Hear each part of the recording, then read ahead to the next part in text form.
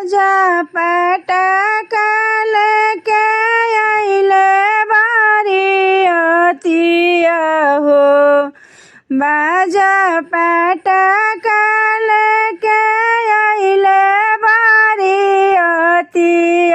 हो। गइड़ा मची गइले सोर लाला। गइड़ा मची गइले सोर लाला।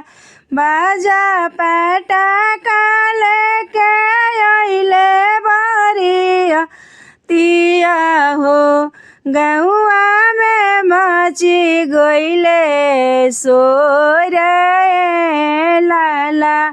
गौआ में मची गइले सोर लाला। बाजा के आवाज सुना पापा अपन पापा। बाजा के आवाज सुनले चाचा अपन चाचा। नैना ढारन लागे लोर लाला। नैना ढारेला उनका लोर लाला। अपने कोहबरवा से निकाला सुंदर बेटी। अपने महलिया से निकलेली सुंदर बेटी। काहे पापा नैना ढरे लोर लाला। काहे चाचा नैना ढरे लोर लाला। ससुर के बाजा बेटी हमें ना सोहाला हो। समधी के बाजा बेटी हमें ना सोहाला हो। नैना डरेला हमरा लोर लाला। रात भर मड़वा बेटी बाजी बैंड बजाओ। रात भर मड़वा बेटी बाजी बैंड बजाओ।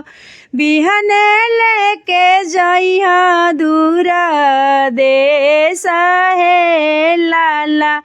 बिहने जाइबू दूर देश हे लाला। बम्बा पाड़ा काले के आइले बरतिया हो।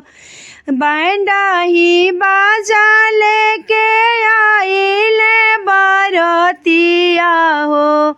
आके दुअरवा भइले खाड़ लाला। आई के दुआरे भइले खाड़ लाला। बैंडा के आवाज सुन के रोवेले अपन भैया। बम्बा के आवाज सुन के रोवेले अपन भैया। नैना ढारन लागे लोर लाला। अपनी मड़ौआ से बोलेली सुंदर बहिनी। अपनी मड़ौआ से बोलेली सुंदर बहिनी।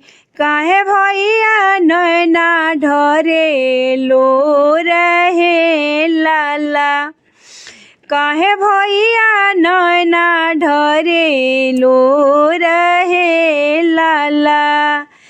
जीजा के बैंड बाजा हमें ना सोहाला हो। रात भर मड़वा में बजिया बैंड बाजा हो। रात भर माड़ावा में बजिहा बैंड बाजा हो बिहने ले जइहा बहिना मारो हे लाला बहिनी ले जइहे दूर देश हे लाला बहिनी ले जइहे दूर देश हे लाला।